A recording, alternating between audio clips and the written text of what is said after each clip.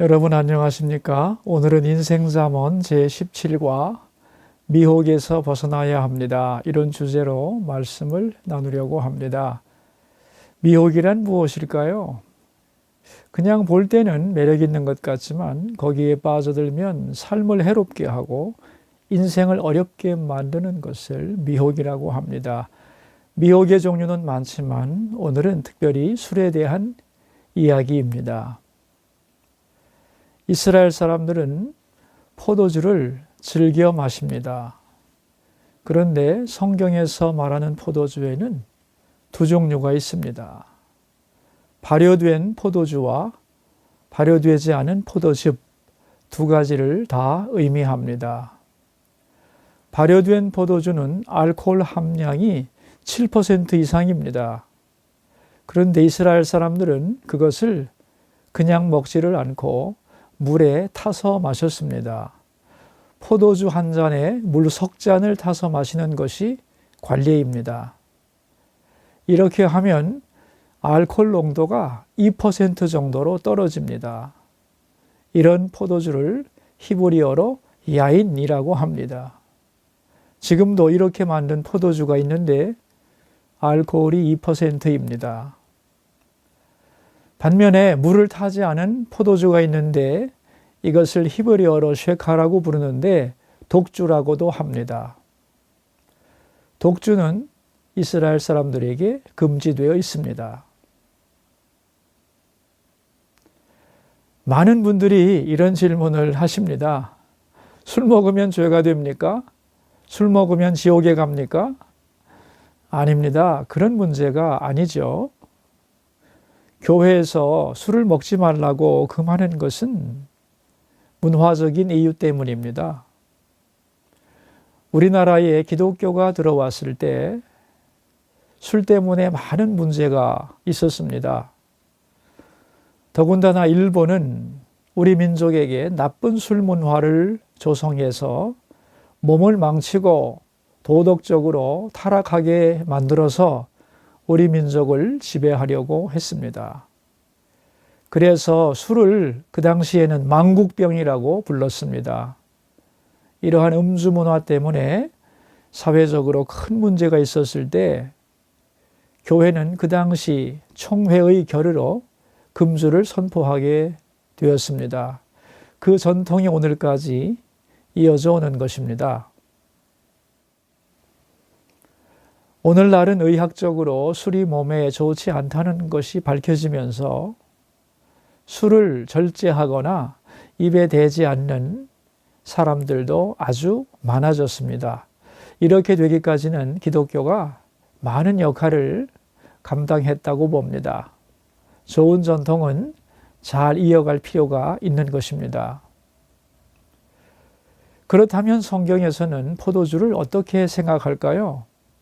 세 가지만 말씀드리겠습니다. 첫째는 259페이지 성경 구절입니다. 포도주는 거만하게 하는 것이요 독주는 떠들게 하는 것이라 이에 미혹되는 자마다 지혜가 없느니라. 술을 마시면 거만하게 되고 떠들게 됩니다. 자식 말이야, 내가 누군 줄 알고 이렇게 통제력을 상실하고 지혜를 잃게 됩니다. 둘째는 260페이지 중간입니다. 미련한 자마다 다툼을 일으키느니라. 게으른 자는 가을에 밭 갈지 아니하나니. 술을 마시면 게을러집니다. 그래서 밭을 갈지 않고 오늘 할 일을 내일로 미루는 것입니다. 마지막으로는 261페이지입니다. 심판 자리에 앉은 왕은 그의 눈으로 모든 악을 흩어지게 하느니라. 권위와 위엄이 있던 왕이 술을 마시게 되면 권위를 잃게 되고 유혹에 약해지고 타협하거나 범죄를 저지르기 쉽게 된다는 것입니다. 그렇다면 우리가 술을 마시는 이유는 무엇일까요? 많은 사람이 괴롭고 답답해서 술을 마십니다. 그러나 괴로울 때 술을 마시면 몸이 더 나빠집니다. 그렇다면 힘들고 괴로울 때는 어떻게 하는 것이 제일 좋을까요? 261페이지 밑에 나오는 성경 구절입니다. 듣는 귀와 보는 눈은 다 여호와께서 지으신 것이니라. 왜 갑자기 술 얘기를 하다가 귀와 눈 얘기를 할까요? 하나님이 우리의 귀와 눈을 만드셨다.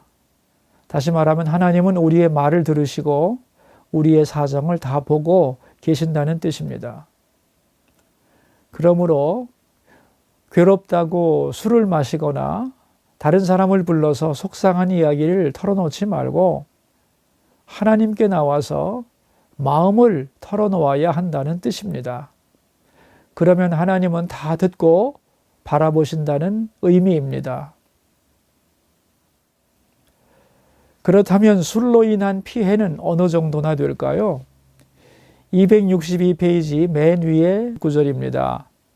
음주는 모든 전쟁 때문에 희생된 사람보다 더 많은 사람들을 희생시켰다. 이제 성경은 술에 대하여 결론을 내립니다. 이에 미혹되는 자마다 지혜가 없느니라. 하나님을 경외하고 내가 누군가, 하나님 앞에서 내가 무엇을 해야 하는가, 이것을 아는 것이 지혜인데 술은 그것을 방해합니다. 그러나 술만 우리를 미혹하는 것은 아닙니다. 사실은 우리를 미혹하는 것이 많은데 술은 그 중에 하나입니다. 우리를 미혹하는 것들은 그렇다면 어떤 것이 있을까요? 술만 아니라 TV 광고, 돈과 쾌락과 명예와 권력과 등등 많습니다. 하나님보다 더 믿고 의지하는 것이 우리를 미혹하는 것들입니다. 미혹하는 것들은 부드럽게 다가와서 기쁨과 행복을 우리에게 주는 것 같습니다. 그러나 사실은 우리 인생을 어렵게 하고 힘들게 만듭니다. 그래서 성경은 말씀합니다. 세월을 아끼라, 때가 악하니라. 그러므로 어리석은 자가 되지 말고 오직 주의 뜻이 무엇인가 이해하라. 술 취하지 말라. 이는 방탕한 것이니 성령으로 충만함을 받으라. 술에 미혹이 되면 세월을 낭비하게 되고 어리석어져서 주님의 뜻을 이해하지 못하게 되고 그 결과 방탕한 가운데 인생을 낭비하게 됩니다. 우리가 미혹될 때 하나님은 슬퍼하십니다. 내가 너를 얼마나 소중하게 창조했고 내 인생의 목적이 뭔데? 내가 얼마나 너를 사랑하는데 내가 어디다 마음을 빼앗기고 살아가는 것이냐? 그러므로 우리는 미혹에서 벗어나야 합니다. 그리고 술을 의지하지 말고 살아계신 주님을 의지해야 합니다. 그럴 때 하나님 앞에서 후회 없는 인생을 살게 되는 것입니다. 여러분, 이 세대는 마음이 미혹된 세대입니다. 눈에 보이고 귀에 들리는 것만 따라가면 미혹됩니다. 그것보다 더 높은 하나님을 바라보고 그 말씀을 붙잡고 그 음성에 귀를 기울일 때 미혹에서 벗어날 수 있습니다. 우리 모두 미혹하는 세상에서 미혹당하지 않고 주님과 함께 인생길을 잘 걸어가시기를 바랍니다. 기도하겠습니다. 살아계신 하나님, 세상에는 우리를 미혹하는 것들이 참 많습니다.